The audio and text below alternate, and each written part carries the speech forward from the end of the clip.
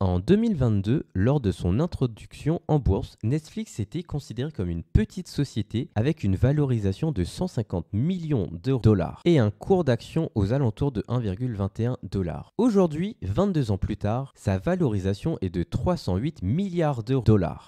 Et son action se vend aux alentours de 719 $, soit un cours qui a été multiplié par 594 depuis son introduction en bourse. Donc, si tu avais investi 1000 $ en 2002, aujourd'hui tu te retrouverais avec 594 000 $. Tu peux ainsi voir tout l'intérêt de s'intéresser aux petites sociétés, dites small caps, pour petite capitalisation, pour notamment bénéficier de leur potentiel de croissance. Ainsi, dans cette vidéo, je vais te présenter qu'est-ce qu'est une small caps et pourquoi tu devrais t'y intéresser.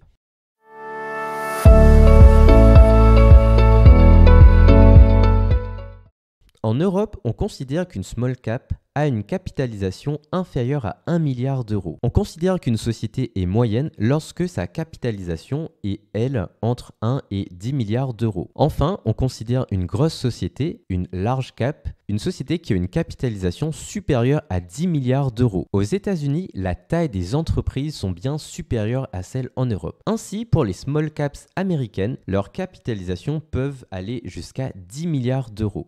De même, si l'on regarde les plus grosses entreprises américaines comme Nvidia ou Apple qui ont une capitalisation aux environs de 3000 milliards de dollars, on rend compte qu'elles sont bien plus grosses que les plus grandes entreprises françaises. Illustration, LVMH, la plus grande capitalisation française, elle, pèse près de 329 milliards d'euros, soit bien loin des 3000 milliards des géants américains. Pourquoi investir dans les small caps? Le potentiel de croissance d'une small cap est beaucoup plus élevé que celle des large caps. En effet, plus simple pour une petite société de doubler, tripler, voire multiplier par 100 son chiffre d'affaires qu'une large cap qui, elle, est arrivée à un stade de développement déjà mature. Si l'on reprend l'exemple de Netflix, en 2022, son chiffre d'affaires était de 152 millions de dollars. Aujourd'hui, son chiffre d'affaires est de 33 milliards de dollars, soit une multiplication par 217. Or, si l'on regarde sur la période récente, lorsque Netflix était une large cap, bien que son chiffre d'affaires a augmenté, il a par exemple, depuis 2019, a été multiplié que par 1,65. En effet, son chiffre d'affaires en 2019 était de 20 milliards de dollars et actuellement, il est de 33 milliards de dollars. Donc, comme tu peux le voir, le potentiel de croissance d'une small cap est bien plus important que pour les large caps. Cette situation s'explique par le fait que les small caps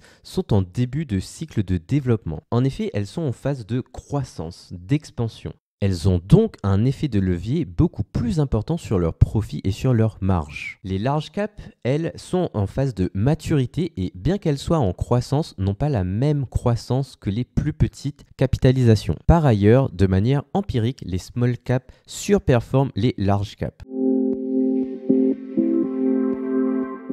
L'autre intérêt des small caps est le fait que le marché est inconnu des analystes et des institutionnels. En effet, pour les fonds d'investissement, ces sociétés sont trop petites pour investir. Avec notamment les règles comptables qui existent, s'ils prennent une trop grosse participation, elles auront des formalités trop importantes à réaliser. De même, le marché des small caps est souvent illiquide, ce qui peut être problématique pour des gestionnaires de fonds à plusieurs millions d'euros. Et enfin, c'est la volatilité qui est très importante sur ce marché qui rebute les investisseurs professionnels.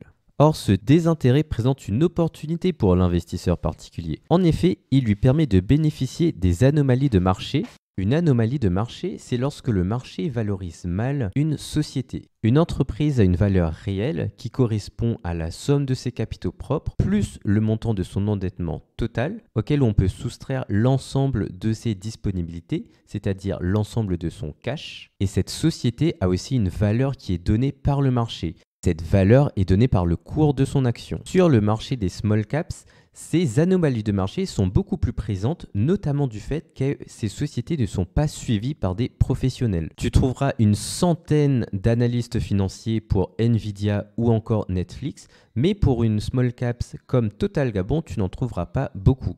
Cependant, les small caps présentent également des désavantages. Les small caps sont plus volatiles que les large caps. Une large cap est une société qui est mature et qui a prouvé par son passé qu'elle était solide. Alors qu'avec une small caps, tu n'as pas la certitude que cette société se développera et deviendra une large cap. Les small caps sont souvent plus illiquides que les large caps. Cela induit souvent que tu dois garder cette action pendant un moment. Mais ne t'inquiète pas, nous découvrirons ensemble quels sont les critères qu'une small caps doit remplir pour atteindre une croissance exponentielle. Merci d'avoir regardé la vidéo. Si elle t'a plu, n'hésite pas à laisser un commentaire, à t'abonner et à aimer. Et je te dis à la semaine prochaine pour une nouvelle vidéo.